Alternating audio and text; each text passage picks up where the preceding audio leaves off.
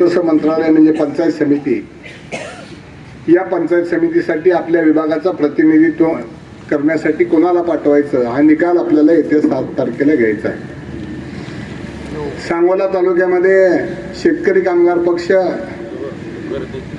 आणि दीपक आबा गटानं या ठिकाणी युती केलेली आहे आणि या युतीचे आघाडीचे 2 उमेदवार आपल्या शेजारच्या गावच्या वाकीतील नरळेवाडीच्या आलदरताई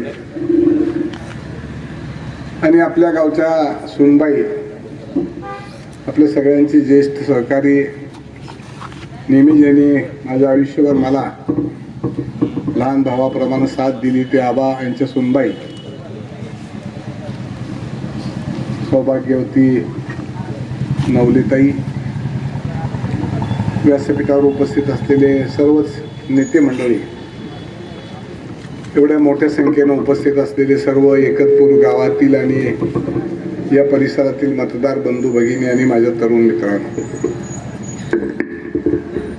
निवडणूक म्हणली की चुरस असते, स्पर्धा असते, प्रत्येकानं आपली आपली मतं मांडायचा प्रत्येकाला लोकशाहीमध्ये अधिकार आहे. काही मंडळी कालपर्यंत आपल्याकडे आली असतील, भविष्य काळामध्ये आपल्याकडे ती येतील आणि आपल्या आपल्या पद्धतीने मतदान मागण्याचा प्रयत्न करतील. बंधूंनो, मी आपल्याला यावेळेला नम्रपणानं सांगेन, ही लढाई सांगोला तालुक्याच्या अस्तित्वाची आणि अस्मितेची लढाई आहे. शेवटी ह्या निवडणुका तरी कशासाठी लढायचे आहेत? आमच्या राजकीय आयुष्यामध्ये कैलासवासी काका असतील, त्यानंतर माझ्या आई काकी असतील, किंवा मी असेन, आता आमचा मुलगा असेल, किंवा भाई गणपतरावजी देशमुख साहेब असतील, त्यांच्यानंतर आता ही तिसरी पिढी माननीय बाबासाहेब देशमुख असतील. आम्ही काय स्वतःच्या कुटुंबासाठी किंवा आमच्या स्वार्थासाठी या तालुक्याच्या राजकारणामध्ये कधीच उतरलेलो नाही. आपला जन्मच परंपरागत असलेल्या या सांगोला तालुक्यामध्ये झाला आणि पूर्वीच्या पिढीच्या वाट्याला जो दुष्काळ आलेला आहे तो भविष्य काळामध्ये या नवीन पिढीच्या वाट्याला येऊ नये ह्याच्यासाठी आम्ही राजकारणामध्ये, समाजकारणामध्ये आहोत. कोण कशासाठी आहे ह्याची कधी आम्ही फिकीर केली नाही. राजकारणामध्ये यश अपयश किती मिळतं ह्याची फिकीर केली नाही, कारण कोण अमृत पिऊन काही कधी जन्माला येत नसतो. राजकारणामध्ये यश अपयश उलट पालट हे चालतच असतं.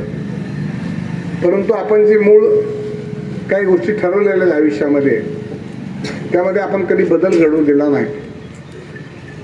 25 वर्षाच्या राजकारणामध्ये मी आमदार साहेबांनी राजकारण केलं, समाजकारण केलं, सहकारी संस्था चालवल्या. त्या वेळेला प्रामाणिक कार्यकर्त्यांना न्याय द्यायचा आम्ही सातत्यानं प्रयत्न केला.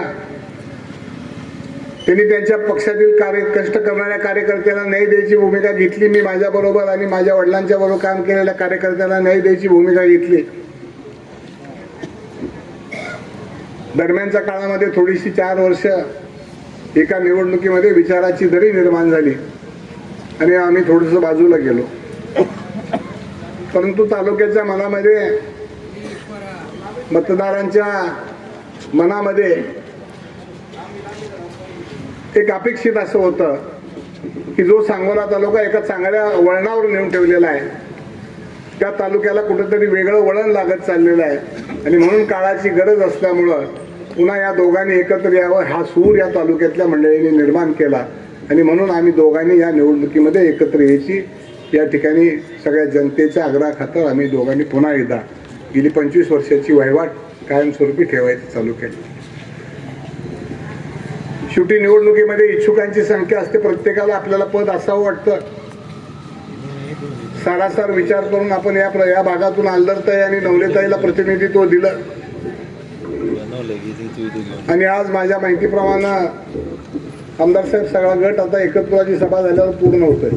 सकाळी 9 वाजल्यापासून मला वाटतं एखादं गाव सुद्धा शिल्लक राहिलं. पूर्ण गटाचा दौरा आमचा आता झालेला. ही शेवटची सभा. यानंतर आमची काल नाझरे गटाची सभा झाली, पण नाझऱ्याला बाजार असल्यामुळे आमची सभा राहिलेली. आम्ही आता तिथं सभेला जाणार आहे. पण मला या ठिकाणी आपल्याला अतिशय खात्रीनं आणि आत्मविश्वासपूर्वक या ठिकाणी मी सांगेन की भविष्य काळातला एकतपूर गटाचा निर्णय आता कुठल्या ज्योतिषानं सांगण्याची आवश्यकता नाही. आजच मी तुम्हाला सांगेन 9 तारखेला एकतपूर गटाचा गुलाल हा निश्चित झालेला आहे. प्रश्न आता या ठिकाणी राहिलेला आहे की तुमच्या गावाला प्रतिनिधित्व करण्याची संधी मिळालेली आहे, त्यामुळं सगळ्या गावाने एकत्रित यायला पाहिजे. मागच्या वेळेला सुद्धा याच गावाला संधी मिळाली होती. गावाने पक्ष पार्टी सोडून बऱ्यापैकी गाव एकत्रित झालं होतं अशी आठवण मला येते. मला माहिती आहे. पण आता एक आमची सुशिक्षित सुनबाई जिनं 15 वर्ष अध्यापनाचं काम केलं, त्यावेळेला आणि आजपर्यंतच्या काळामध्ये आबाचं आणि नवले कुटुंबाचं योगदान हे एका गावापुरतं मर्यादित नाही, एका तालुक्यापुरतं मर्यादित नाही, संबंध देशभरामध्ये माननीय डॉक्टर नवले सरांनी आपल्या कर्तृत्वानं या सिंहगड इन्स्टिट्यूटमध्ये हजारो लोकांना नोकरी देऊन त्यांचे संसार उभा केले. आज ही अतिशय चांगल्या पद्धतीने या संस्थेचं नाव करत असताना सरांनी सुद्धा रोजगार देत असताना आपल्या भागातील दुष्काळी पट्ट्यातील आपल्या या सगळ्या पट्ट्यातील लोकांना, तरुणांना न्याय द्यायची संधी दिली. अशा कुटुंबातली एखादी व्यक्ती उभा राहत असताना आपलं नैतिक जबाबदारी आहे की त्या कुटुंबातल्या व्यक्तीला सुद्धा आपण भरभरून मदत केली पाहिजे. ही नैतिक जबाबदारी स्वीकारण्यासाठी या ठिकाणी आम्ही आपल्याला विनंती करण्यासाठी आलेलो आहे. आता आलदरताई ह्या वाकीखालच्या नरळेवाडी गावातील एका शेतकरी कुटुंबामध्ये आलेल्या सुनबाई आहेत. त्यांनी कर्तृत्वानं स्वतःच्या शेती व्यवसायामधून संबंध महाराष्ट्रामध्ये आपल्या नावाचा नावलौकिक मिळवला